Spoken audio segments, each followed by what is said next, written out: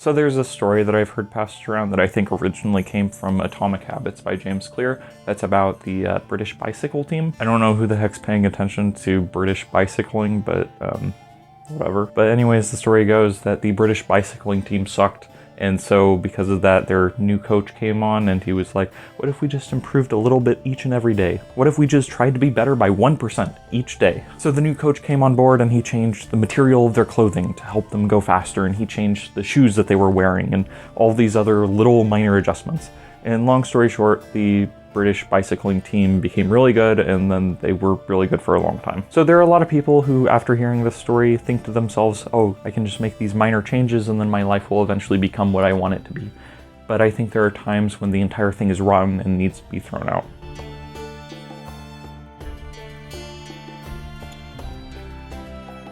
There's a story about Cortez the Conquistador, and it's somewhat apocryphal, but anyways, he landed in South America with all of these giant ships. And basically these Spaniards were the first to arrive from the old world, and so because of that, there wasn't really an infrastructure. And so there's a story about Cortez that says that whenever he and his men arrived in the New World, he burned all their ships, and the idea was that the people were going to make it work. With the burning of their ships, there was no plan B, there was no going home, there was no way to return back to their families and whoever else they knew. Essentially, they had sailed to the Americas, and now they were stuck in the Americas and they had to make it work. And as I said, I think the story is considered somewhat apocryphal. I don't think it's actually true, but I think that the point that the story is trying to make is really important. I think that there really is something to just being willing to make a giant change in your life and to be willing to stick by it. And I think that oftentimes whenever you're doing something, you have to have a complete belief in it. You have to have a complete belief or a willingness to succeed. There's an interview that was done with Metallica where it was like their 40th anniversary interview or something like that. And so obviously Metallica is wildly successful. They're the biggest metal band ever.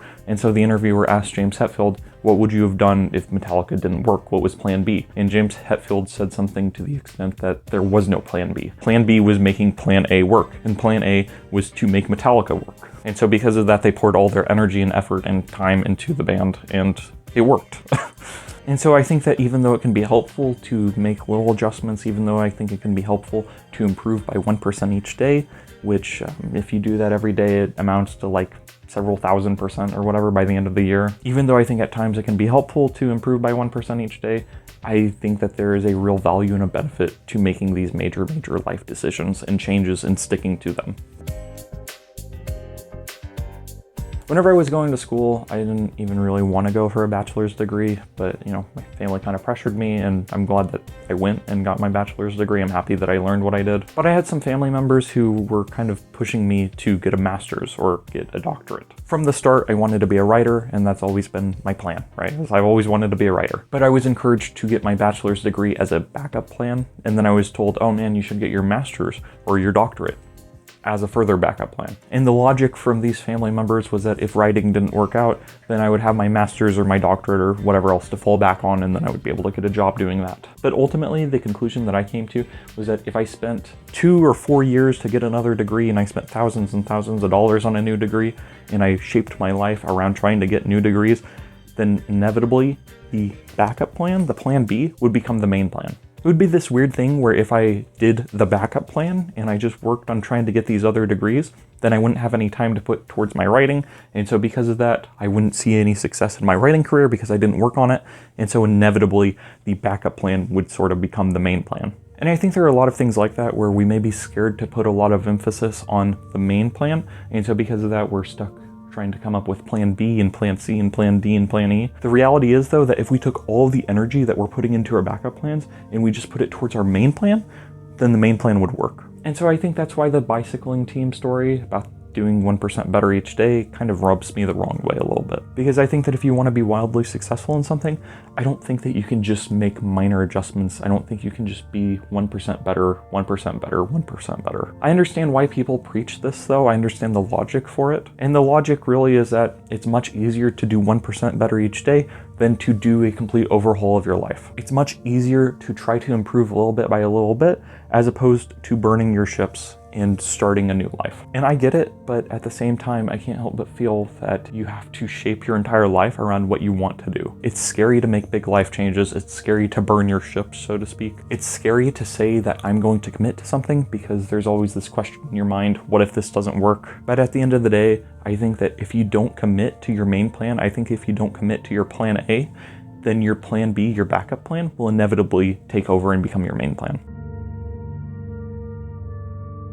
So anyways, go all in on yourself. Whenever I say don't have a backup plan, I don't mean be an idiot. I don't mean completely destroy your life except for this one thing, because oftentimes if you try to destroy your entire life, then that will carry over into your one thing. And I'm not saying to go all in onto something without a plan.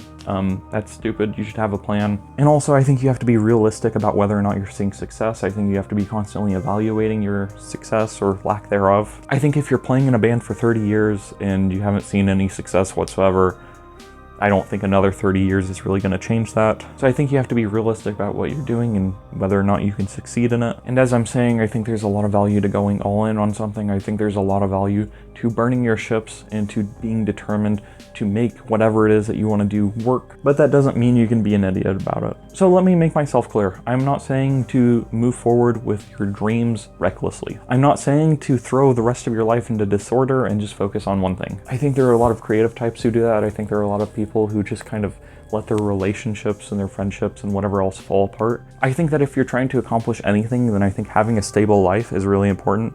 It's not very sexy, it's not very fun, it's not very cool. The idea of having a bedtime isn't cool. The idea of like exercising and eating healthy foods and getting enough sleep, none of that is like cool. I think we have this sort of like rock star mentality towards like creative stuff. And the idea is that like, oh man, you're an artist or you're a musician. Man, you must be crazy and wild and out partying every night. But I think the reality is that if you're doing those things, then you'll just feel worse. You'll just feel worse and it'll carry over into your work. So whenever I'm talking about making your plan A the only plan, whenever I'm talking about going all in onto your project or into your work or whatever, I think part of that honestly is just getting the rest of your life in order. As I was saying, get enough sleep, exercise, eat healthy foods, don't do things that actively harm you. In other words, do all the stuff that you know that you're supposed to do. And I think that doing those things will allow you to focus better on your artwork. Have scheduled times to make your art, have scheduled times to do your work. I think one of the best things that you can do is just schedule in time to practice, and it's not very sexy, it's not very fun. And as I was saying, I think there's this idea towards creative types, towards artistic types, where it's like, oh man, you just can create your art at random, crazy, insane times and blah, blah, blah. But the reality of it is that I think that if you create regularly just based off of a schedule, then I think that you will do more work and I think you'll do better work, as opposed to if you just kind of created whenever you felt like.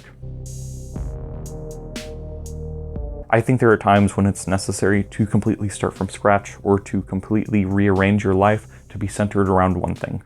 I think there are times when the only way to make something work is to go all in on it. I think that sometimes it can take a long time to see success, but at the same time, I think that whenever success does come, it oftentimes comes quickly at a startling rate. But really, it's the early period when things are the hardest. The hardest part of doing anything is getting started. So I think that if you make your big choices, I think that if you set your life in order, then I think that things will arrange themselves around that big thing. So I think that this is all I got. I'm gonna go to the gym. So have a nice night. Take care of yourselves, and yeah, see ya. Bye.